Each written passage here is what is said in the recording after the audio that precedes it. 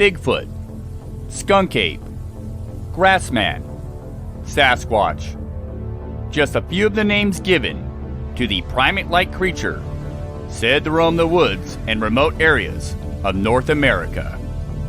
Tales of this elusive being go back for hundreds of years. Is it mere myth and legend? Or is there truly something more tangible to this phenomena? Join us on this journey as we discuss the science behind the encounters, the research, and the evidence, keeping you updated on the latest findings, ideas, and hypotheses. Arrogance gets us nowhere, and closing one's eyes doesn't make things disappear, nor less real.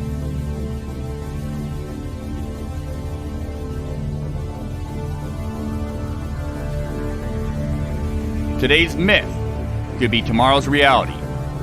It's time to make this subject matter less taboo. Welcome to Monster X Radio. Bigfoot without the BS.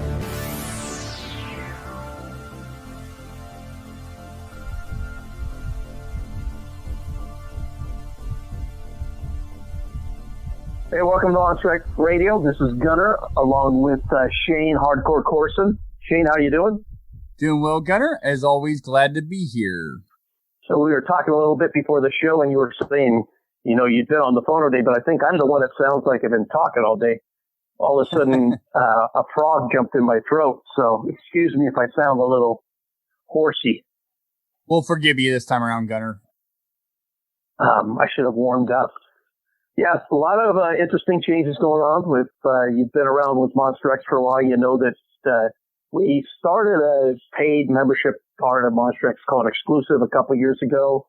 And after much discussion, we decided to go back to what we really liked doing, which was sharing with the general public more of our shows and content. We were on Blog Talk for a long time. Now we moved to Podbean. So people have asked me, where can I find it now? And we also are making a YouTube version of each show now, so you can find it on YouTube and Podbean.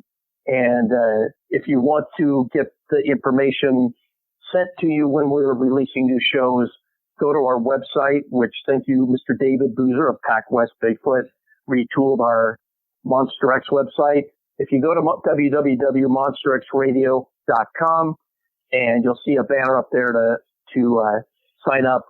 We're doing drawings every month for cool, free, squatchy stuff. This month, Sasquatch Coffee, which is my company, is providing the prize package. So I think we're doing a bag of coffee. We had a Christmas ornament from this year, a nice, cool stuffed Bigfoot, and I think a mug or something. But anyway, go check it out. It's in our Facebook group.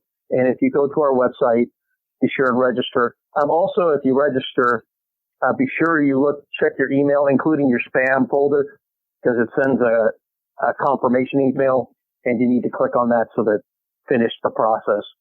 Yeah, we got a lot of folks are signing up already, and we're going to be more active in our Facebook group and on our Facebook page. Yeah, a lot of stuff going on. Shane, you've been really busy. I know you were just on Steve Cole's show. We shared a post or on the Facebook page on our website about some of the podcasts that you've been on recently. Where in the heck is Shane Corson? All over the place, Gunnar, all over the place. And, I've been super busy. Of course, Darcy Weir did this documentary with us, or included us in the Limb Project, a few members. That's called The Sasquatch Among Wild Men. You can find it on Amazon Prime and a few other, I think Vimeo and a few other platforms.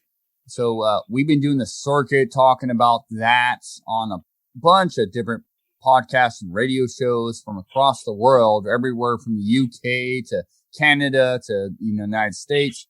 So I've been busy doing that. And a lot of the stuff I've been doing lately, as usual, is being out in the field, checking out areas of interest. And so, yeah. That's cool. Bunch of stuff I was perusing the interweb recently, and there's Hulu is getting into the Bigfoot documentary. There's something called Sasquatch, that we shared the link in the Facebook group. But that's coming up. I didn't see a release date yet for it. Expedition Bigfoot is back on the air, like it or not. It is entertaining. I did pony up my $5 for the second season. Watch the first 2 episodes, and it is entertaining. It's fun to watch people that Russ. I consider Russ a quarter friend, and he does a good job out in the woods. And what will they find? I mean, you put people out in a wooded area where there's Bigfoot history of Bigfoot. Something could happen. They've got neat toys that they're using out there. They've got thermal, and they use that LiDAR. They use it in the first season, and they use it this time. It does a pretty extensive job of showing you the layout on land, including like things like game trails that you can see that show up on LiDAR that you wouldn't otherwise, don't show up on any map, of course. Of course, you could find them by wandering around, but having a map of them would be an incredible asset. So if you like entertaining Bigfoot shows, Expedition Bigfoot is available. I'm sure you can find it. You just Google it if you're so inclined. So Seth Breedlove from Small Town Monsters is endeavoring to do another Bigfoot documentary. He will be up in, my understanding is up in your neck of the woods, up in the Olympic Peninsula. What can you tell us about that, Shane? Do you know anything? Well, I know Inquiring minds want to know. I know Seth is heading this way, and Seth Breedlove is just, I'm a huge fan of all of his work, and he covers many, many different aspects of the cryptid world. He's got a lot of great documentaries out there with Small Town Monsters. I love everything Seth does, because he's grassroots is what I would say. He's not bought by anybody. He's not a sellout. He does fantastic documentaries, and he's somebody I've supported over the years, and somebody that I really believe in, that is doing a lot of different subject matter, both cryptid and paranormal, whatever you want to call it, justice. And it's very, very entertaining.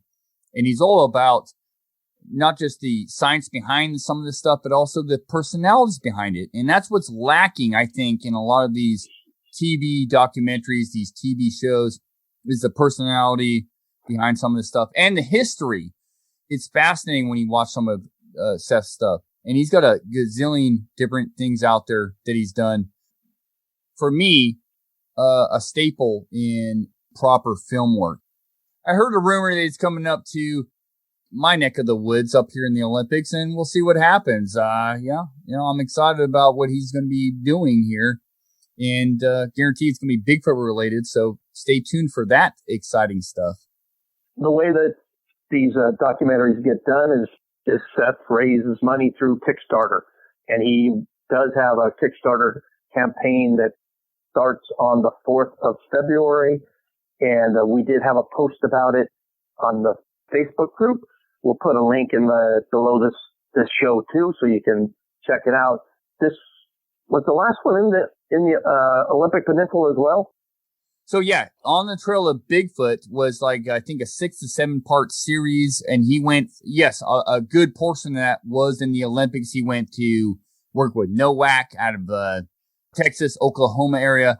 And he did a bunch of different stuff with the Ohio Night Stalkers and just across the country.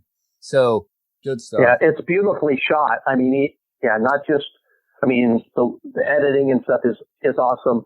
And as they've progressed, done more and more of these, it's professionally done. It's awesome to watch. They're fun, entertaining. And this one is going to be called On the Trail of Bigfoot, The Discovery.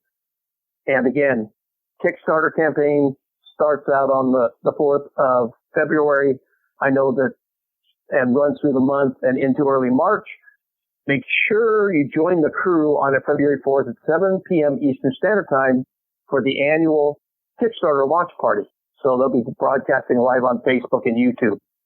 So check out Small Town Monsters, and be sure if you're so inclined to kick in a little bit, I know that I will be kicking some into this project. So, and if you haven't already, watched the other productions from Small Town Monsters. Check them out on Facebook. All their stuff is there. If you're into cryptids and unknown stuff, it's all awesome. So yeah, can't say enough. I'll be getting Seth autograph when I see him. yeah. Check out smalltownmonsters.com. They're on Facebook. I believe they're on Instagram, Twitter. They're everywhere. So, interesting article I ran across on the internet about this clouded leopard that was spotted, that was thought to be extinct, that was spotted for the first time in 37 years in Taiwan. Did you see that one, Shane?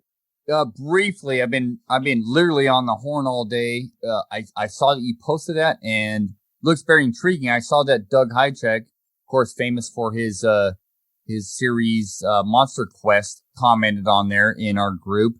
I mean, what can I say? Here's another one where yes, a known species, but it was thought to be extinct and now has been filmed and proven to exist.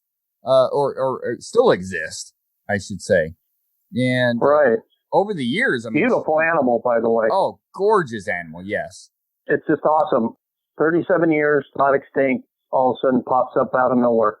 So it's not as big a stretch as some people think about there being animals out there that haven't been fully documented. And, people, the Bigfoot is an undocumented creature, but it isn't completely undocumented. There's tons of anecdotal stories. There's, hair, footprints, some fuzzy photos, some photos that aren't as fuzzy that I've seen that aren't in the public realm, and hair, and of course, very importantly, some very weird ground nests up there in Washington with lots of hair in them that obviously came from the constructors of these nests, and those hairs aren't from deer, bear, elk.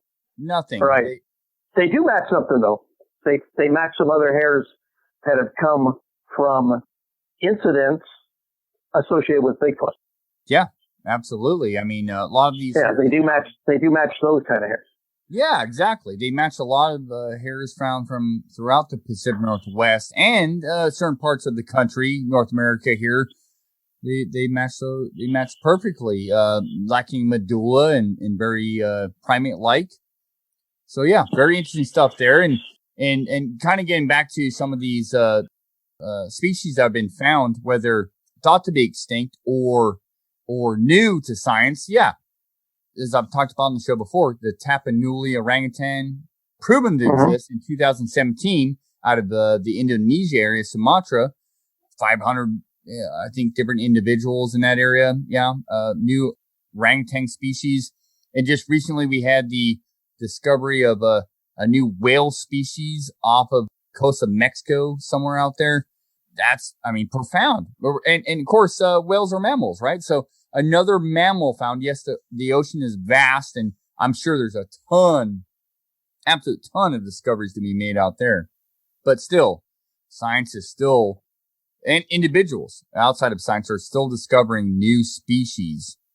And so to be closed-minded to say that Sasquatch doesn't exist, to me is ridiculous. But the proof's in the pudding. Keep plugging away. So, with the hares, Gunnar, though, get back to the hares real quick. I kind of shifted gears there. But with the hares, the hares are fascinating because they don't match anything, visually speaking, under a microscope. And we've had quite a few different individuals look at these hares. Because the DNA work, if you don't find a fresh hair, it's really hard to do any DNA work on them. But though science is catching up, and there is some facets to that we can look at. These hares don't match anything up here known-wise with the mammals and the animals in these areas. They lack medulla, they're coarse, their pigmentation. The suspect hares got a pigmentation of kind of like a reddish color, which is reported in a lot of Sasquatch sightings. And as Dr. Meldrum will tell you, and Cindy Dosen of Homini Enigma will tell you, they're primate hair. And so people go, oh, they're human? No, they're not. They're not human hair. This hair has never been cut. Plus, you spent a lot of time with the nest material and have meticulously gone through and by and large been the person who has recovered the hair from from the nest material. And the amount of hair that was recovered, no human would shed that amount of hair in that amount of time. So that it's something that has much more hair than a human. Unless somebody shaved their hair into the nest. If you're shaving your hair in the nest, it'd be cut. It'd be cut, exactly. Yeah. No cut hair. Right. No cut hair. So, and it's just fascinating when you look at the different hair samples. Yes, we've gotten a lot of known animals, but they're so obvious. You can recognize a bear hair, you can recognize an elk hair, a deer hair, a fox hair, you name it, raccoon. Yeah. One of the interesting things that came out of the hairs that were sent to Cindy Dosen is that she identified these hairs that don't match anything, but also known hairs. And among those was raccoon hair, but also a raccoon hair of a deceased raccoon. Like the raccoon was in the nest was deceased. And you can tell that by looking at the hair. I mean, the way that it grew out or stopped growing. Yeah, exactly. I'm not sure how you determine that. Yeah. Yeah, but, deceased raccoon. So the hairs, not only were these unknown hairs, they weren't found in a vacuum. They were found amongst hairs of the animals that you would expect to find in that region. So there was known hairs, and then there was these anomalies, these hair, and predominantly the hair in the nest. Correct me if I'm wrong, is predominantly these unknown hairs. Yeah, predominantly unknown hairs, and I'm going to say there was a gazillion hairs in these nests, but there was a good amount of hairs in these nests, hair samples in these nests. And yeah, they were predominantly enough. More than enough. If you walk out in the woods, I remember Dr. Meldon telling me this years ago, not me personally. He was doing an expedition with us up in Washington State. And he said he took a bunch of lab students out to the woods, and he said, stand out in the woods and, said, look down, find hair. And the longer they looked in the woods, they found hair. They just stood there and literally looked at the ground they were standing on. You will find hair everywhere. You know what you're looking for and how to look, and you spend the time doing it. Everything in the nest, yes, in this area, I mean, you got all sorts of ungulates moving through these areas. You got all sorts of rodents. You got all sorts of known mammals, birds. You're going to find all that stuff. I mean, guaranteed. What you're really sifting for, though, is, and you would expect that if something's building a nest, you expect to find predominantly the hair that's building that nest, or the species that's building nests. And yeah, that's exactly what's going on in these areas, is that you find this unknown, really obscure hair that's almost pubic-like, at least as I've come across. And a lot of people look for, they think Sasquatch hair is going to be 10 inches, 8, 6, whatever inches long. No, the hair we're finding is anywhere from, a half inch to a little bit longer, maybe an inch or two, but nothing crazy. I mean, we're not talking about crazy amounts of hair lengthwise. With the nests, and this isn't bear behavior, this isn't bird behavior, this isn't any of those known animals' behavior. It's not wood rat behavior. Yeah, it's definitely not wood rat. I had to throw that one in there. Yeah, smart ass. Yeah. Having lived in California for many years, in Oregon and Washington, I've seen hundreds of wood rat nests. Wood rats build piles of stuff. They collect stuff and sometimes larger stuff, the big piles. And Gunnar refers to that because someone had approached us saying that those are wood rat nests. Well, no, wood rats don't stick huckleberry boughs into the ground and then formulate huckleberry boughs around that to formulate a nest. It doesn't happen. It's just, no. These were constructed. These nests.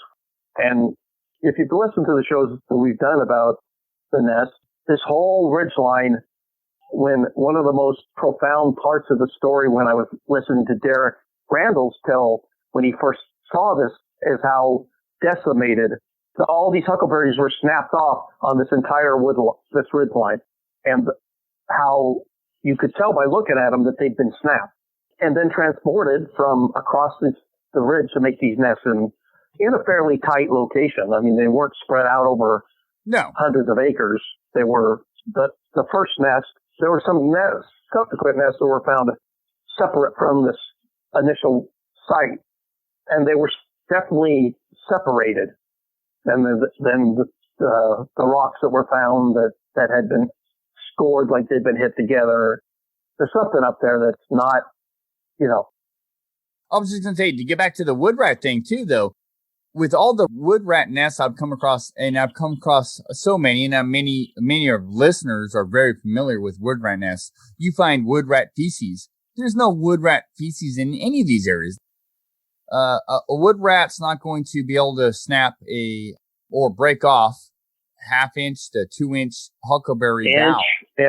Yeah, not going to happen. Right. Some of these breaks were over, 8 feet off the ground. Some of them a foot off the ground, some 8 feet off the ground. No teeth marks, no claw marks.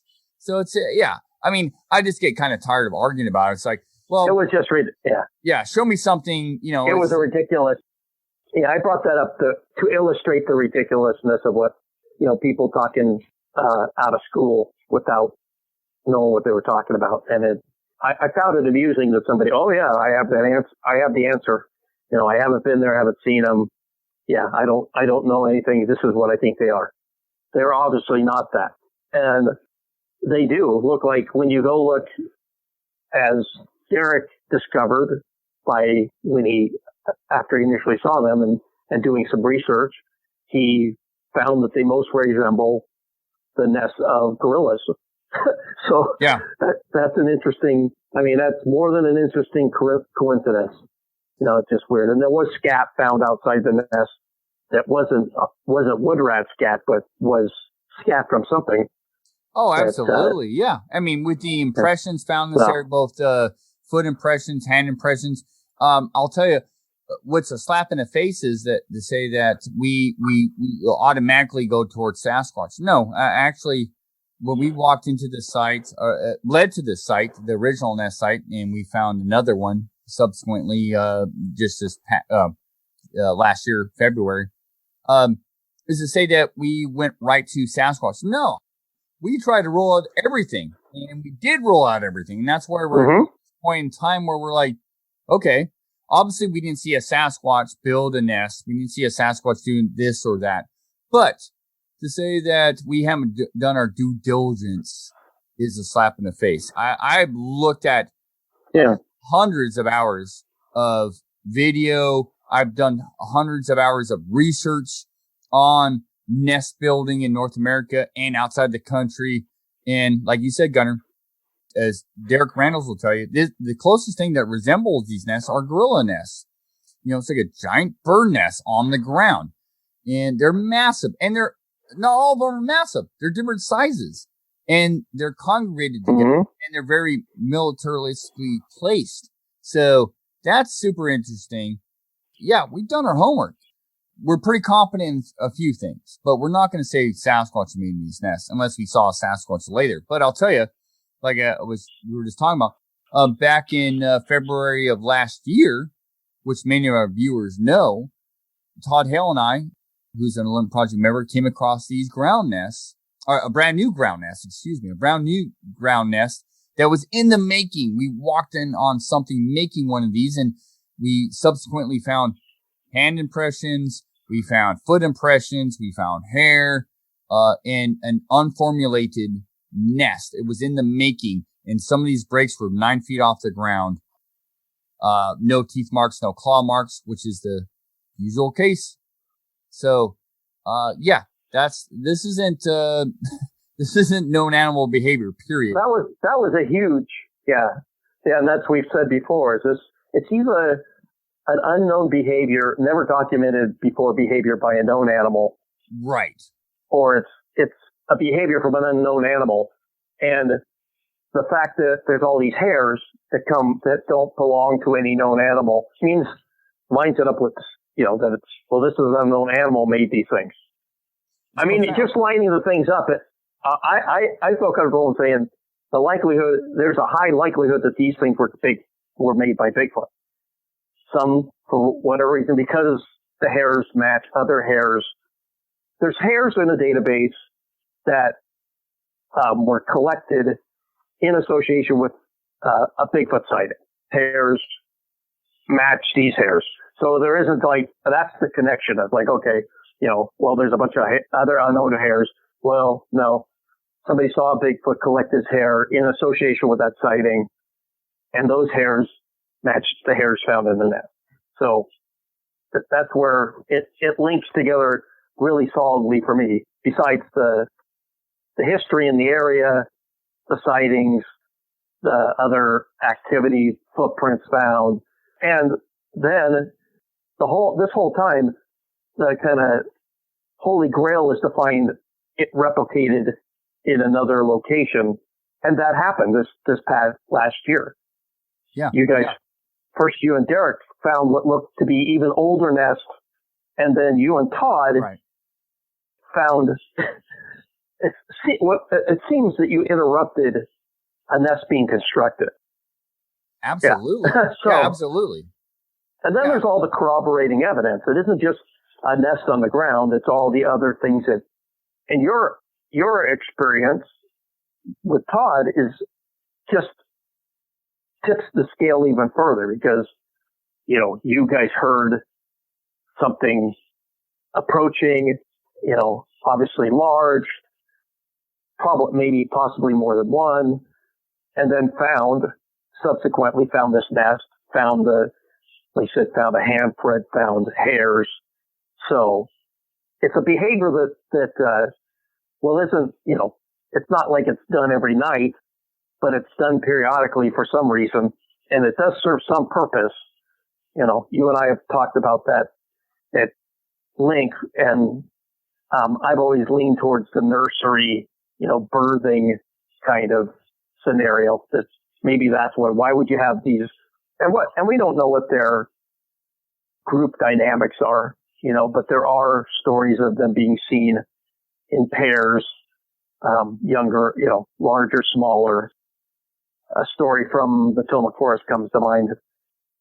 Anyway, not to beat the nest to death, but it's fun. It's one of those subjects that gets us going, and we can talk about for hours. So if you haven't listened to the Monster X interviews that Shane did with Todd Hale, you should go back and listen to those. I'll post the links to those with the show so that they'll be easy to find. I'll also go and post them in the Facebook group, because it just is another continuation of this ongoing saga of these nests that were found. What is it now? 4 years ago? Or is that 4 or 5 years ago? Yeah. So, basically these nests originally were found by a timber surveyor. And like Gunnar was saying, we have all this stuff in our archive shows you can go back and listen to. I'm not going to get into it tonight, but they were found in 2016 by our timber surveyor. And then we were eventually led to the site, and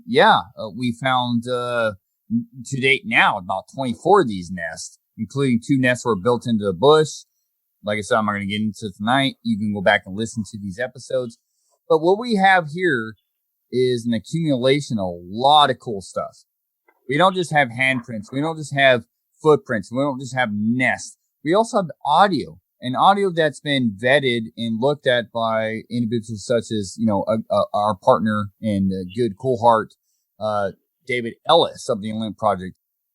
We have a lot. David. Yeah, David. We have so much good audio from these areas. So we just have a compiling of such amazing things, I think, personally. Maybe other people can disagree with me. I don't care. This is exciting to me. This is fun stuff, and we're really working on some unique stuff.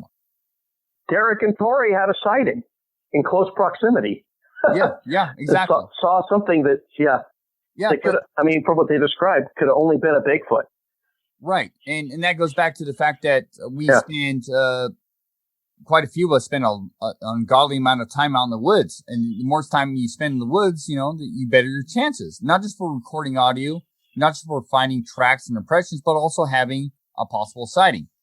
And Derek and Tori had a possible, quite literally a really good sighting in the area of the nest site while traveling the roads. So, And all this is in past episodes, so check them out. I mean, we can go off and off about the nest site. I get a lot of people going, quit, you guys keep talking about nest sites, but I'll be honest with you, it's one of the most exciting things I've ever been involved in, and it's hard for me not to talk about it.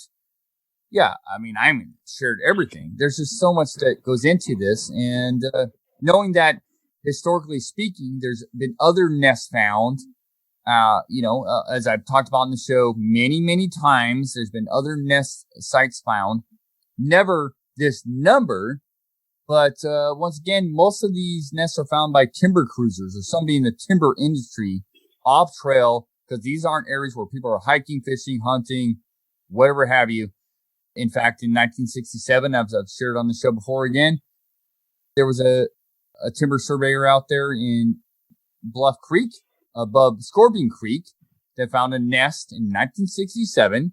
And if you guys are familiar with the the Patterson-Gimlin film, which you should be if you're listening to the show, there was a nest found out there above Scorpion Creek, which feeds into Bluff Creek, not that a stone's throw away from the Patterson-Gimlin film.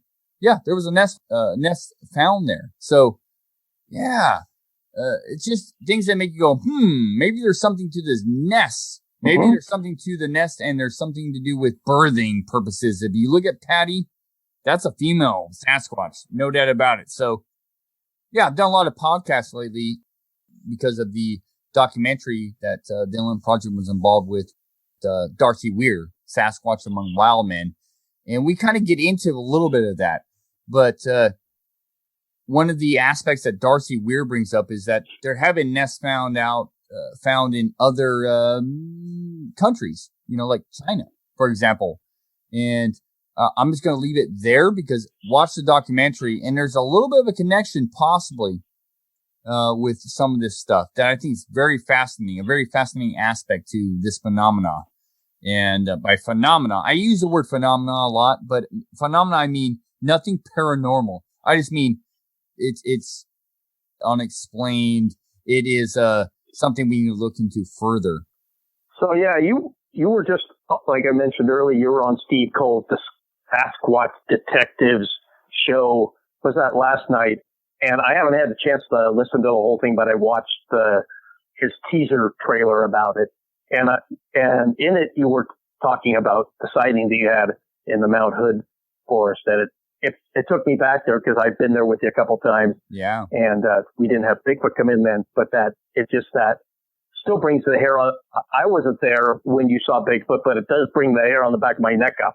It's like, yeah, that reminds me of some of the stuff in the Tillamook Forest, and because we had a lot of weird stuff happen up in there. This last year, like we said, with COVID and work and whatever, I didn't spend as much time in the woods as I normally like to, but this year I'm going to get out back up into Tillamook. I'm going to catch up with Larry and spend some time up there. And there's an area that ties in that Cliff Ferrickman told me about, some stories about it, and it ties into a theory that we have about travel routes and yeah. So I'll be sharing that with you guys. We'll be doing video when we go out in the field. I have a drone that I want to play with that I can put my GoPro in and videotape. So Susan likes to do photography, so we will share that. This in an area that we saw some bobcats a couple of years ago crossing the road in front of us. So interesting creatures up there. That's definitely a rare event. That's funny because that brought a flashback to when I was up in the isle on Operation Sea Monkey, and we had the grizzly bear. We were actually on the beach, and Thomas Seawood and the captain were still on the boat, and somebody else was still on the boat. I think it might have been Ron Moorhead, and the rest of us were on the beach, and we were putting up Thomas Steebert, who does On the Shoulders of Giants with Julie, and I were hanging up trail cams, and Todd's there, and he actually had a shotgun with him just in case something came up. Well, as it comes up on the radio, yeah, they call us. The captain calls us, and like, who has it? Who has a shotgun? And he's Canadian, so I'll do my best to not slot. And Well, you might want to note it because there was a grizzly on the. We never did see the grizzly in person. We got out. They brought the boat up away, but there was a grizzly on the same beach as we were, and that was exciting. But the thing was, Todd, had the shotgun, and I said, well, if he gets too close, I'm just going to start swimming. And Todd says, well, I'll just shoot you. Sorry, but he will. It did give me pause at the time. Like, I don't think I can outswim a bullet. So anyway, especially a slug. But anyway, I digress. Well, Shane, is there anything else you'd like to chatter like a Sasquatch, as Thomas likes to say, before we wrap this up? No, other than there's a lot of cool stuff coming down the pike here. I know that we got a few trips planned out in some of these areas of interest. I know Todd Hell's going to be joining me, and Chris Spencer, and Rebecca Slick, and Kurt Brandenburg, and Nathaniel Bronis. A lot of good individuals going to be joining me out this year in some areas of interest and bringing their expertise and their ideas. Well, Shane, it's been good. We just kind of rambled in many directions tonight. There was not really any script, so we could call this Shane and Gunnar Unscripted. Unscripted. I like it. Yeah. Unscripted. Yeah. All right. Well, everybody, we will be back soon. I know that we've got, besides this classic Monster X show with Shane and I, there's Sasquatch Island with Thomas Seawood. We've got On the Shoulder to the Giant with Julie Wrench and Thomas Steenberg, and as well as The Haunted Sea with Scott Martis, and more to come. So go to our website, www.monsterxradio.com, and sign up to be the first to know, be in the know of when we've got new shows coming out. So plus, again, we're good to be doing drawings every month. And as we go forward, they make it bigger and better and cooler. I don't know if you can get bigger and better and cooler than Sasquatch Coffee. I don't think so. Shane, thanks for being with me. And I look forward to seeing you in the woods pretty soon. And for everybody else, hope to see you in the woods too. Keep it squatch.